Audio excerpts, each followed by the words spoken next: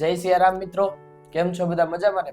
આજે આપણે આવ્યા છીએ સુરતની સફરની મુલાકાતે, જેના સુરતની સફરના ઓનર એવા યોગેશભાઈ કે જેમની મુલાકાત લીધી અને આપણે એમની સાથે થોડી વાતચીત કરી. તો યોગેશભાઈ, આપણી જે સુરતની સફર છે એમની શરૂઆત કેવી હતી? હવે સુરતની સફરની શરૂઆતની વાત કરીએ તો આપણે શરૂઆતના ટાઈમમાં ક્યારેય એવું વિચાર્યું નથી કે આપણે સેવાકીય પ્રવૃત્તિ કરવી.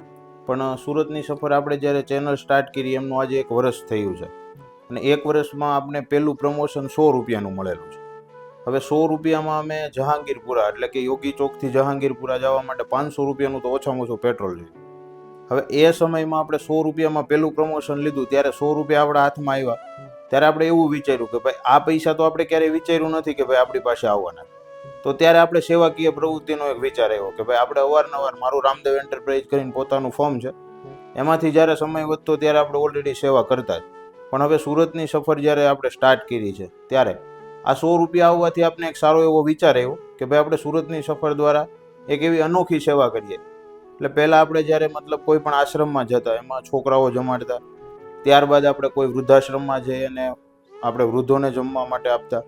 પણ પછી દરેક આશ્રમોમાં વેઇટિંગ હોય છે, ઘણા આશ્રમોમાં મતલબ જરૂરિયાત હતી ત્યાં આપણે આ વસ્તુ કરતા. પણ પછી આપણે એવો વિચાર આવ્યો કે ભાઈ આપણે કોઈ એવી પ્રવૃત્તિ કરીએ કે જેથી વર્ષો સુધી આપણી જે કંઈ પણ આ સેવાકીય પ્રવૃત્તિ છે એની નોંધ લેવાય. ત્યારબાદ આપણે આ જે અનાથ દીકરીઓને આપણે વિનામૂલ્યે એજ્યુકેશનની કીટ આપીએ છીએ. તો આ કીટ આપવાનો મુખ્ય હેતુ એવું છે કે ભાઈ કોઈ પણ દીકરી છે એને ઓછામાં ઓછું 12 ધોરણ સુધીનું એજ્યુકેશન ફ્રીમાં મળવું જોઈએ. તો આપણી સેવાકીય પ્રવૃત્તિમાં ખાસ તો અત્યારે આપણે વિનામૂલ્ય એજ્યુકેશન કીટ આપીએ છીએ મમ્મી પપ્પા વગરની દીકરી. 600 થી વધારે દીકરીઓને આપણે ઓલરેડી કીટ આપી છે સુરતની સફર દ્વારા. અને આપણે લાઈફ ટાઈમ સુધી જ્યાં સુધી પોસિબલ છે ત્યાં સુધી દરેક દીકરીઓને આ રીતે વિનામૂલ્ય કીટ આપવી છે.